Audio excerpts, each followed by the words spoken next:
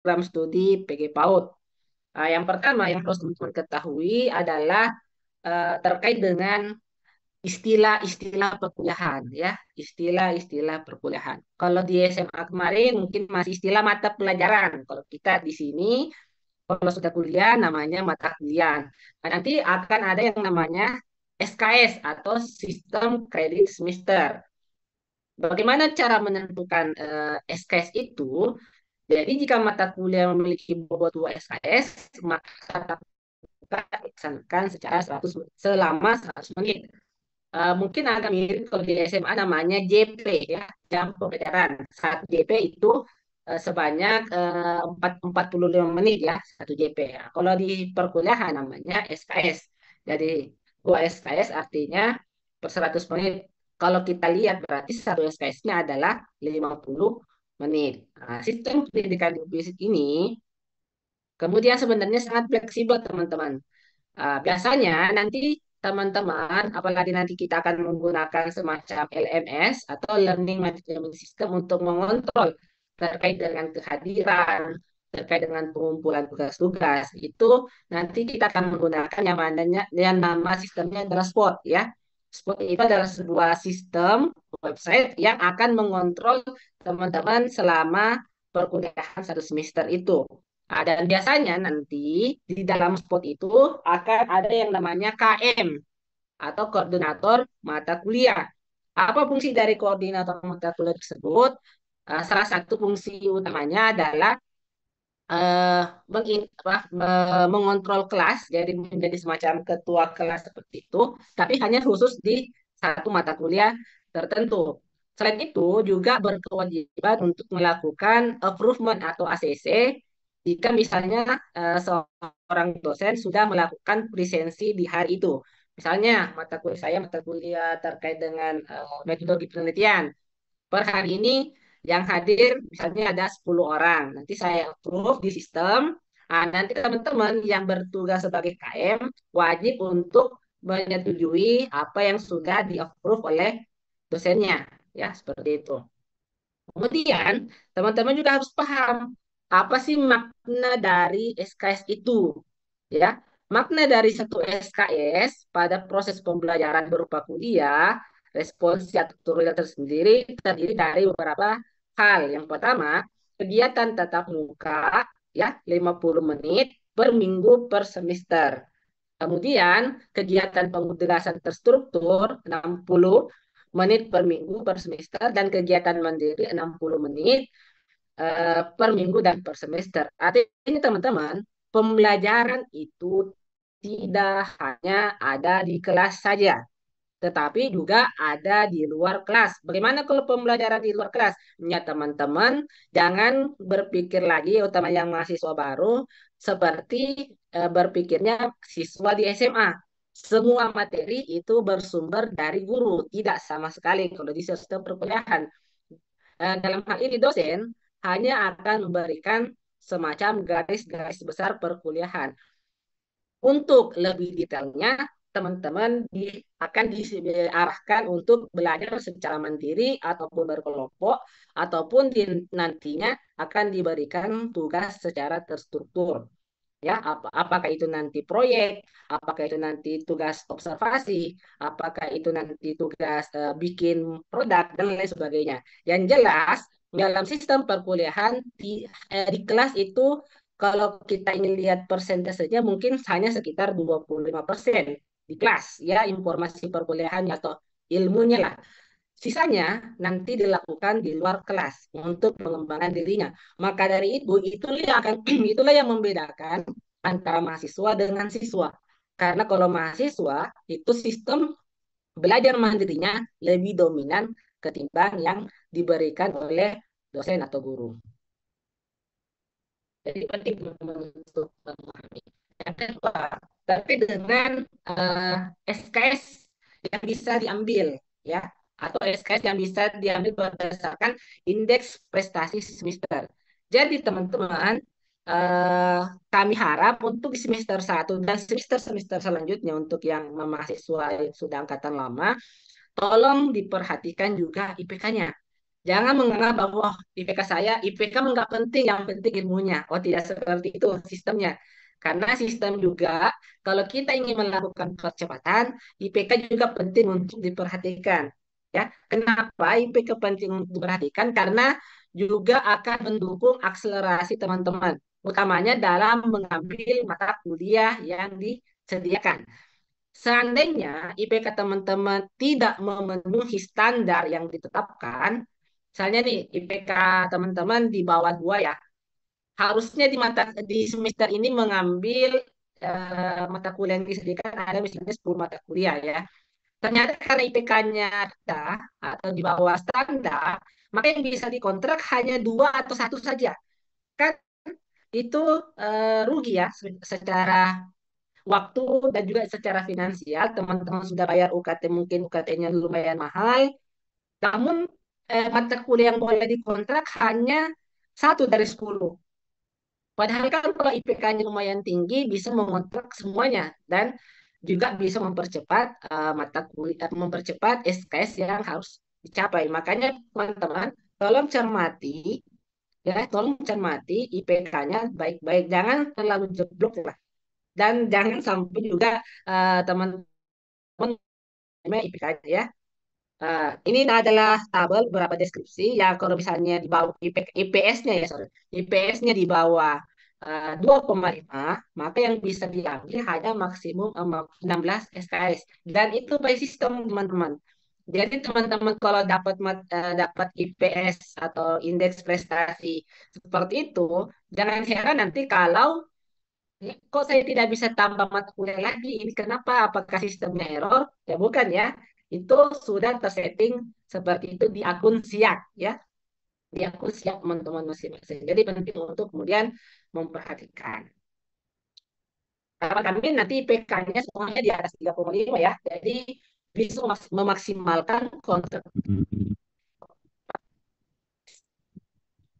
Nah, selanjutnya terkait dengan pembimbingan akademik atau pembimbing akademik ya. Jadi nanti teman-teman di setiap semester setelah memilih mata kuliah ya yang disajikan, selanjutnya adalah melakukan persetujuan kuliah. Bagaimana cara melakukan persetujuan kuliahnya? Biasanya kan ada grup dibuat untuk masing-masing angkatan ya bersama dengan dosen pembimbing akademiknya. Setelah kemudian mengisi list mata kuliah di SIAK, bisa kemudian meminta persetujuan dari dosen pembimbing akademiknya masing-masing untuk di ACC ya. Setelah nanti di ACC kontraknya, setelah itu kemudian teman-teman melakukan finalisasi itu by system ya, secara sistem formatifnya seperti itu. Teman-teman pilih mata kuliahnya, dosen pembimbing akademik melakukan persetujuan, kemudian mahasiswa kembali melakukan finalisasi, maka mata kuliah tersebut sudah sah untuk dikontrak atau sah untuk dijalani dalam satu semester berjalan. Namun secara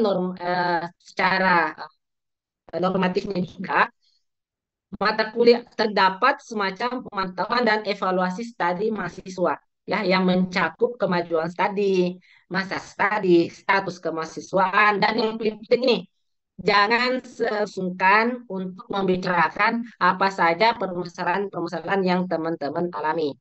Misalnya kemarin ada mahasiswa bimbingan saya yang sudah menjalani 2 semester ya. Namun karena terkendala mungkin masalah-masalah ekonomi, masalah-masalah keluarga, ada yang Pak, kayaknya saya ingin cuti deh di semester ini. Saya ingin diri saja ada PAUD. Nah, itu yang teman-teman jangan membimbing akademik masing-masing ya. Ya, karena memang pembimbing akademik adalah dosen teman-teman bagaimana selesai menjadi dari PG PAUD. Kemudian merujuk mahasiswa yang memiliki masalah ke UPT bimbingan konseling seandainya jika ada yang mengalami permasalahan-permasalahan yang sifatnya psikologi ya atau dan lain sebagainya yang butuh bimbingan lebih khusus dari seorang ahli bimbingan konseling. Nanti juga akan ada boleh melapor dulu ke PA-nya, kemudian nanti akan diarahkan. Kemudian memberi rekomendasi dalam hal ini cuti, mutasi, dan fasilitas belajar. Ya, yang juga yang saya ceritakan tadi, Pak, saya ingin minta cuti, saya ingin minta berhenti misalnya, tidak harus konsultasi dulu dan nanti pembimbing akademi akan memberikan informasi yang pertimbangan-pertimbangan apa saja yang bisa diambil oleh si mahasiswa itu. Terkait dengan masa studi, kan? Jadi normalnya pendidikan itu bisa ditempuh ya itu normalnya. Normalnya. Kalau sudah lebih dari 14 semester, teman-teman sudah tidak bisa lagi berstatus mahasiswa atau yang lebih bahasa kerennya disebut sebagai drop out atau dikeluarkan ya. Jadi jangan sampai sampai semester 14 kami tidak mengharapkan ya teman-teman. Dan 14 semester ini sudah termasuk di dalamnya masa cuti. Nah, untuk cuti tersebut kalau tidak salah maksimum 2 semester atau 1 tahun ya. Uh, kami berharapnya teman-teman di sini baik mahasiswa baru maupun angkatan lama bisa selesai maksimal 8 4 tahun 4 tahun jangan memaksimalkan tidak usah kami harapkan kami sangat berharap kalau bisa lebih cepat dari itu kenapa tidak misalnya selesai 3,5 tahun atau bisa selesai di 7 semester ya nggak apa-apa dilakukan percepatan itu malah lebih bagus ya mahasiswa yang memiliki kapasitas akademik unggul ya itulah yang diharapkan bisa selesai 3,5 tahun atau selama 7 semester. Bagaimana cara meraih proses tersebut atau meraih hasil 3,5 tahun lulus itu tentu bisa didiskusikan lebih detailnya nanti oleh pembimbing akademiknya masing-masing. Selanjutnya terkait dengan syarat lulus. Nah, ini teman-teman yang harus teman-teman perhatikan. Bagaimana sih kalau saya ingin lulus, apa saja yang harus saya kumpulkan per hari ini ya. Jadi jangan jangan bilang oh nanti aja di semester 7 baru kita kumpulin. Enggak. Mulai hari ini ketika perkuliahan sudah dimulai ya, kuliah perdana sudah dimulai, ini sudah bisa dicicil. Apa itu? Yang pertama, bebas tunggakan. Yang tunggakan yang dimaksud di sini adalah UKT-nya per semester. Jangan sampai ada UKT yang menunggak. Ya, apalagi misalnya kalau dapat sistem eh, UKT-nya bisa dicicil, misalnya bisa diangsur selama 2 kali dalam 1 semester. Tolong itu diperhatikan karena kalau teman-teman memiliki tunggakan atau mesti memiliki angsuran UKT, nanti ketika ingin daftar sidang skripsi itu pasti ditolak oleh sistem, ya. Ataupun ingin daftar-daftar yang lainnya. Karena kalau itunya tunggakannya belum selesai, maka sistem akan otomatis menolak untuk eh, melakukan sebuah sesi pendaftaran, utamanya pendaftaran untuk sidang, ya. Kemudian yang kedua, mengumpulkan 100 poin kegiatan.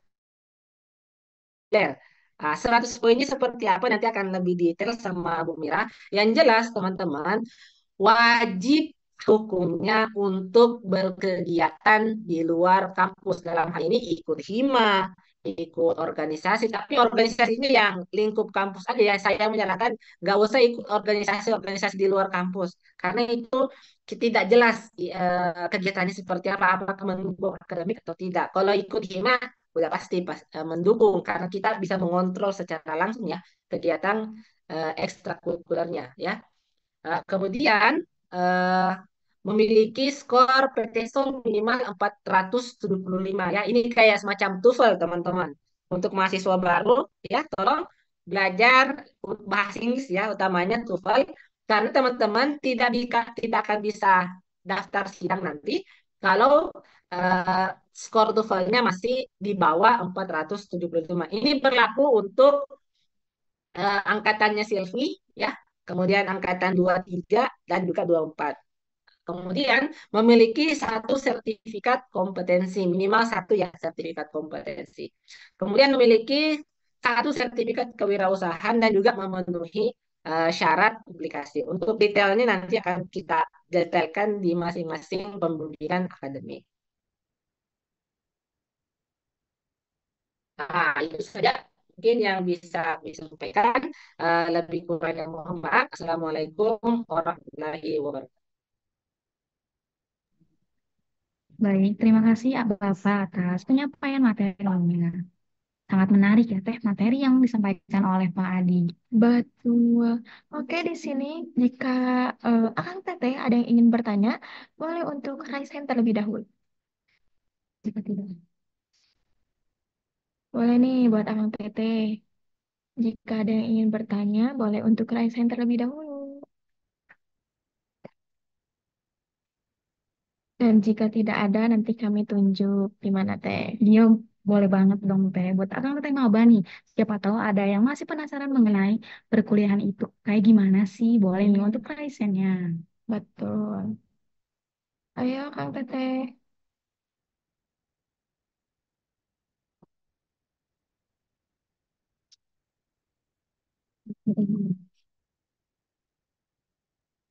Boleh Akang Teteh maba jika ada yang ingin ditanyakan mengenai materi tersebut, boleh untuk Akang Teteh raise hand terlebih dahulu.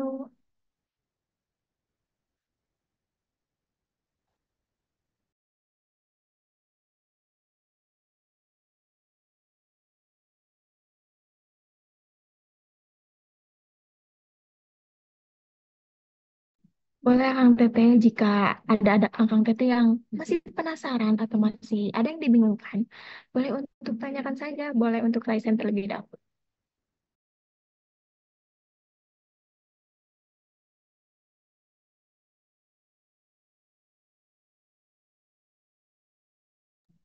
Atau tidak Akang Teteh boleh untuk via chat juga tidak apa-apa. Nanti kami akan bantu untuk membacakannya.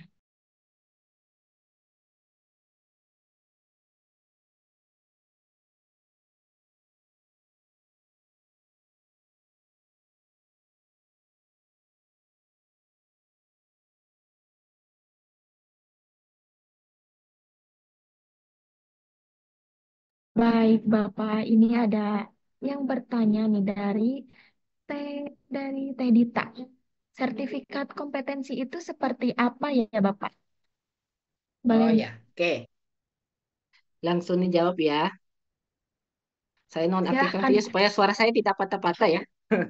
Oke, jadi sertifikat kompetensi yang dimaksud di sini adalah semacam sertifikat yang dikeluarkan oleh eh, LSP ya, Lembaga Sertifikasi Nasional. Kemudian misalnya kalau teman-teman di sini yang dikeluarkan oleh Google terkait misalnya kemampuan untuk melakukan browsing ya, menggunakan Gemini dan seterusnya. Atau sertifikat yang dikeluarkan oleh Microsoft ya, Microsoft Certified Educators atau Microsoft Specialist Office ya. Nah, semacam seperti itu, bukan webinar ya, bukan workshop-workshop biasa. Jadi tolong dispesifikan ya. Ini bukan webinar, jangan sampai nanti teman-teman menganggap webinar atau workshop itu sebagai sertifikat kompetensi. Bukan ya. Sertifikat kompetensi itu artinya memang hanya dikeluarkan oleh lembaga-lembaga khusus. Untuk lihat lebih detailnya itu sebenarnya penjelasannya sudah ada di buku pedoman. Siapa saja yang eh, berkriteria bisa mengeluarkan sertifikat kompetensi itu. Nah, salah satunya kayak LSP, kemudian yang mengeluarkan Google, yang mengeluarkan Microsoft ya, dan sejenisnya gitu. Ya, untuk nanti untuk hal itu akan difasilitasi juga oleh kampus. Jadi, akan Tete tidak perlu khawatir ya. Kampus akan membantu memfasilitasi terkait dengan sertifikat kompetensi itu. Baik, Bapak, terima kasih.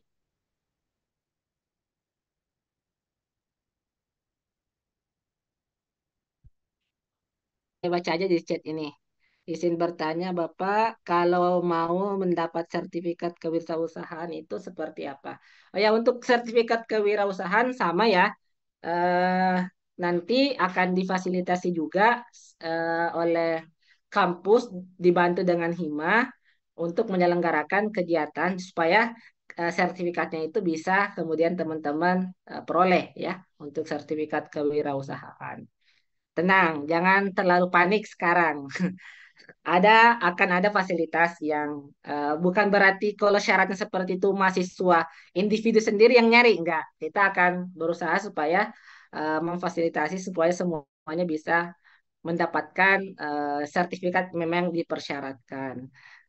Halo Teh, sebelumnya mohon maaf, saya ingin bertanya terkait dengan skor PT Sol. Apakah itu bisa dijelaskan ulang dengan lebih rinci karena saya masih kurang. Oke, jadi PT Sol itu adalah sama dengan TOEFL ya. Jadi kalau tes TOEFL kan ada tes listeningnya, kemudian ada tes grammar, dan ada tes reading. Persis sama. Cuman kalau TOEFL itu grade-nya biasanya soalnya lebih susah dan hanya dikeluarkan oleh ITS, ya, Lembaga Pengeluar TOEFL yang resmi ITS. Nah, kalau 6 PT Sol itu yang menyelenggarakan atau yang mengeluarkan sertifikatnya adalah UPI. Dalam hal ini Balai Bahasa UPI ya. Nah, nanti teman-teman sama ada tes listening bahasa Inggris, grammar bahasa Inggris, dan reading bahasa Inggris. Nanti kalau sudah mengerjakan soal-soalnya, itu soalnya soal pilihan ganda ya, nanti akan keluar skornya. Kalau belum lulus, ya berarti mengulang lagi ya. Kalau tes misalnya dapat 500, oh berarti sudah lulus. Kalau tes namun hanya dapat 400, berarti harus tes ulang ya sampai kalau nggak salah berapa kali ya saya lupa berapa kalinya, yang jelas diharapkan bisa mencapai skor standarnya minimal 475 gitu. Oke, udah lagi nih. Semisal ada matkul yang berbeda. Tulis matkul yang sama tapi kelasnya yang berbeda. Ini maksudnya gimana ya?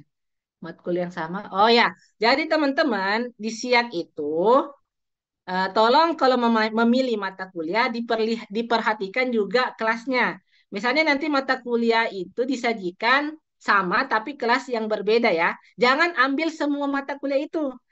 Ambillah mata kuliah yang sesuai dengan kelasnya. Misalnya mata kuliah apa yang sekolah semester 1 ini? Mata kuliah landasan pendidikan ya. Mata kuliah landasan pendidikan. Nanti disajikan di SIAK ada 3.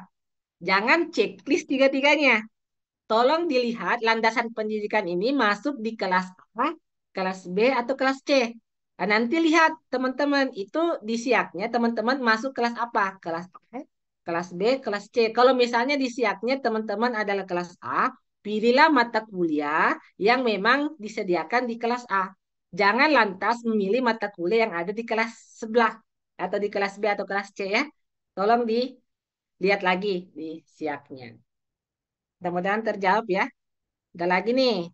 Bagaimana deskripsi dengan 100 poin ekstrakurikuler? Nanti dijelaskan lebih detail sama Bu Kaprodi ya. Saya kok yang kurang begitu paham juga 100 poinnya. Apakah termasuk webinar atau lain sebagainya ya. Hmm. Untuk PT Sol difasilitasi oleh UPI ya. Nang, sama PT Sol diselenggarakan oleh UPI dalam hal ini Balai Bahasa. Jangan ngambil di luar itu. Kecuali kalau ITP kayaknya masih bisa. ITP karena dikeluarkan oleh ITS ya. Tapi untuk PT Sol itu HUPI yang punya ya. Apalagi ya nanti di UPI nanti PT Sol itu diadakan di UPI Bumsil biasanya untuk pendaftarannya karena kantor pusatnya di Bumsil bukan di Kamda ya. Di Kamda tidak ada fasilitas untuk itu. Itu untuk TOEFL atau PT Sol nanti di UPI pusat ya. Untuk jangka waktu PT Sol. Jadi Bang, kalau di sertifikat sebenarnya jangka waktunya 2 tahun. Tapi untuk syarat lulus, yang jelas teman-teman sudah pernah tes. Assalamualaikum. Memang tidak ada Hmm, suaranya ya? ada Bu. Halo Bu. Izin menjawab, Ibu, ada suaranya. Ada suaranya Ada, Bu. Bu, ada. Oh iya. Ada. Siap. Oke, jadi sertifikat PT Sol itu kalau cukup sekali aja ya, teman-teman. Kalau sudah memenuhi, Ya sudah cukup. Nggak usah tes. Oh kayaknya 475 kurang deh. Mau nambah, mau tes lagi 480. Ya kalau mau boleh nggak apa-apa. Tapi sebenarnya cukup satu kali saja. Oke? Mudah-mudahan terjawab ya.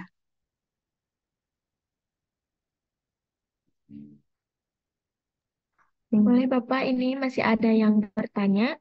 Untuk ujian Oh, iya. TOEFL diadakan di mana ya Bapak? Seperti itu. Ujian TOEFL itu nanti bisa, kalau setahu saya diadakannya nanti bisa secara online dan juga bisa secara offline. Kalau offline-nya eh, nanti diadakannya di Bumsil, ya, di UP Bumsil. Dalam hal ini nanti di ruang Balai Bahasa, ya, di Balai Bahasa. Tapi kalau untuk offline-nya, online-nya, saya kurang tahu prosedurnya seperti apa. Tapi biasanya langsung akan dikoordinir atau diarahkan oleh panitia yang ada di Balai Bahasa itu. Baik, terima kasih Bapak atas jawabannya. Boleh buat Akang Teteh jika masih ada yang ingin ditanyakan, boleh untuk Raisen atau via chat juga diperbolehkan.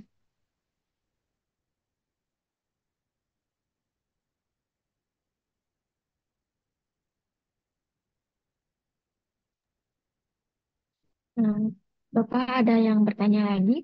Untuk pedoman perhitungan skornya, Oh apakah ya, sudah bisa kami dapatkan? Seperti itu, Bapak. bisa teman-teman download langsung ini pedoman perkuliahan. Di situ sudah ada cara menghitungnya, detail-detailnya.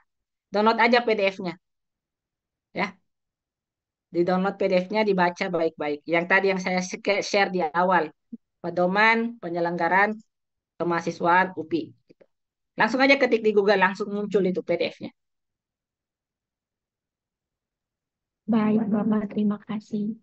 Ada yang bertanya lagi, Bapak, untuk sertifikat kompetensi itu apakah wajib sertifikat yang kita dapatkan semasa kuliah, atau kalau kita memiliki Oh sertifikat, ya, mohon maaf, sertifikat kompetensi pada saat SMK itu bisa digunakan sebagai syarat nanti, seperti itu. oke. Sertifikat yang diakui dihitung setelah menjadi mahasiswa di UPI. Jadi kalau teman-teman sudah memiliki sertifikat semasa SMK, itu tidak bisa digunakan. Jadi terhitungnya itu setelah teman-teman masuk sebagai mahasiswa UPI. Ya, jadi kalau sudah punya, ya harus punya lagi. Ya, kalau masih sudah punya sebelumnya dan itu belum terdaftar di UPI, itu tidak bisa diakui. Ya, harus mengambil lagi. Dan cukup satu ya, nggak mesti. Kalau dua juga boleh. Wajibnya itu cuma satu. Oke. Oke, baik, Bapak. Terima kasih atas jawabannya. Untuk Akang Teteh, jika masih ada yang ingin ditanyakan, boleh ya untuk Raisen atau melalui via chat.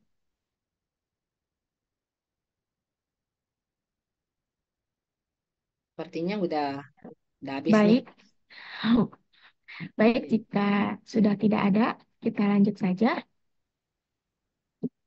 Baik, Ya. terima kasih kepada Akang Teteh yang sudah bertanya. Sekali lagi terima kasih kepada Bapak Dr. Muasradi, AM SPD MPD, yang telah menyampaikan pematerian yang sangat luar biasa ini ya Teh. Betul. Semoga ilmu yang didapat bermanfaat dan bermakna bagi kita semua. Tapi sebelum itu, izinkan kami untuk memberikan sertifikat untuk pemateri hebat ini, yaitu Bapak Dr. Muasradi, AM SPD MPD.